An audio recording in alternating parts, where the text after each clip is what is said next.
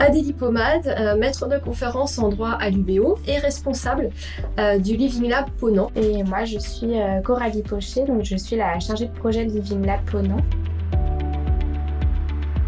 Au niveau national, il y a 11 Living Labs qui existent et ces 11 Living Labs, ils ont été développés dans le cadre d'un programme national de recherche qui s'appelle Solutions fondées sur la nature et qui est piloté à la fois par le CNRS et l'INRAE. Le Living Lab Ponant, c'est aussi une émanation de la zone atelier brassilloise qui va focaliser en fait ses recherches sur des thèmes en particulier, les risques côtiers, la pollution également de l'eau et puis tout ce qui est espèces exotiques envahissantes pour trouver des solutions fondées sur la nature pour faire face à ces enjeux.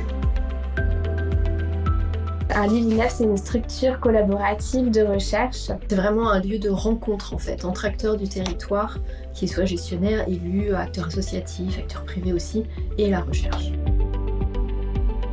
C'est un besoin de cohérence entre ce qui se fait ou ce qui est fait par la recherche et ce qui se vit sur le terrain. Les échanges se font dans les deux sens.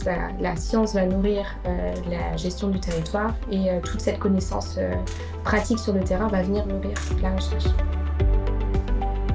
Le Living Lab, il est organisé autour de 3 activités thématiques. Il y en a une qui va s'intéresser plus particulièrement aux interactions entre la végétation, l'hydrodynamisme et les sédiments.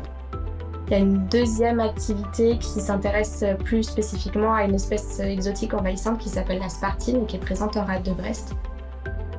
Et la troisième, c'est une activité qui va plutôt avoir vocation à répertorier les solutions fondées sur la nature qui sont actuellement à l'œuvre sur le bassin versant de la rade de Brest. Ce qui est intéressant aussi avec ces axes, c'est qu'ils se situent à l'échelle du continuum terre-mer. Donc on a vraiment une interaction constante entre tout ce qui va se passer sur le terrestre et les implications sur le marin.